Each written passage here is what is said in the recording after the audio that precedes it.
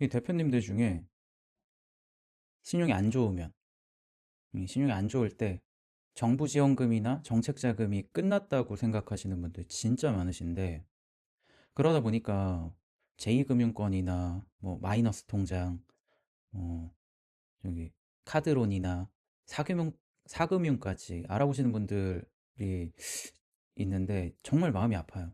예. 대표님들이랑 얘기하다 보면 나는 저신용자라서 이 정책 자금이나 정부 지원금을 못 받는다 이렇게 생각하시는 분들이 너무 많았는데, 이게 완전히 잘못된 정보예요. 은행은 기본적으로 대표잖아. 기업의 신용을 기반으로 돈을 빌려줘요. 그래서 신용 등급이나 뭐 연체 이력, 카드 사용 내역, 그리고 부채 비율 뭐 이런 것들 되게 자세히 보죠. 근데 정부 지원금이나 정책 자금에서는 은행과는 구조적으로 달라요. 사업을 키우기 위한 투자 성격의 자금이고, 대표자의 신용이나 기업의 신용을 보고 결정하는 구조는 아니에요.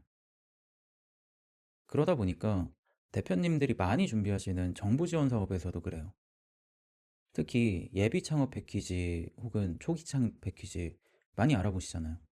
여기서도 저신용자라고 해서 지원 대상에서 벗어나지 않아요. 전혀 구분짓지 않습니다. 심지어 회생이나 파산을 했더라도 판결이 끝나고 정리가 된 상태면 지원 대상에 들어가요. 제외되지 않습니다. 오히려 국세나 지방세 체납으로 떨어지는 경우는 있어도 저신용자나 혹은 회생 파산했다고 떨어지는 경우는 없습니다. 사업계획서를 못 써서 떨어지는 거지, 신용도가 낮다고 떨어지는 그런 구조가 아니에요. 그러면 정책자금 대출은 어떻게 받는 거냐 궁금할 수 있잖아요.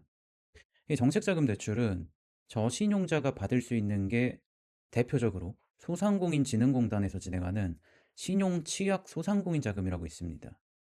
이 저신용자 소상공인 자금이라고도 얘기를 하는데, 이 기존 자금이랑은 대상 조건부터 달라요. 나이스 신용 점수가 839점 이하 소상공인만 가능하고, 한도는 최대 3천만 원까지 지원을 해줘요. 보통 이 공고에 따라서, 공고가 언제 나오냐, 언제 신청하냐에 따라서 조금 지역마다 편차가 있을 수는 있는데 보통 이 정도예요. 그러니까 이 자금이, 기존 정책 자금들은 점수가 조금만 떨어지거나 뭐 혹은 연체가 아주 조금만 있어도 심사에서 되게 불리해지는데, 이 자금은 애초에 저신용자를 대상으로 설계된 거거든요. 그러다 보니까 상대적으로 더 후하게 평가를 합니다. 물론 이 자금도 현재 시점에서 연체 중이면 안 돼요. 소상공인이라는 그 기준도 있고요.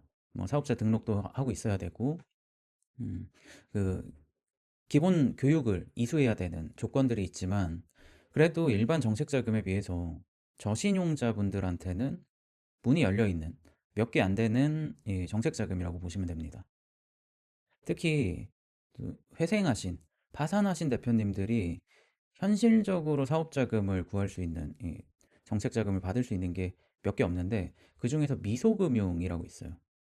이 미소금융에 뭐 생활자금도 해주고 뭐 창업자금도 해주고 여러 개 있는데, 사업자금 상품이 완전히 따로 있습니다. 별도로 있어요. 여기서 보면 최대 7천만 원까지 가능하거든요. 다만 조건이 조금 까다로워요. 조건이. 그러니까 회생 같은 경우에는 법원에서 인가를 받고 6개월 이상 성실하게 변제금을 납입한 경우에 가능하고, 파산 같은 경우에는 파산 면책을 받고 5년, 좀 길죠. 5년이 지난 시점부터 지원이 가능합니다. 근데 이걸 보면 조건이 좀 많이 까다롭네 이렇게 생각하실 수 있는데, 이게 은행 대출이랑 비교해서 봐야 돼요. 일반 은행은 회생이나 파산 이력 자체만으로도 사실상 지원을 안 해주거든요. 대출을 안 해줘요. 근데 미소금융 같은 경우에는 이 회생이나 파산 이력 이런 것들을 전제로 깔고, 그래도 다시 일어나 보시라고 제도적으로 이 방안을 마련한 거거든요.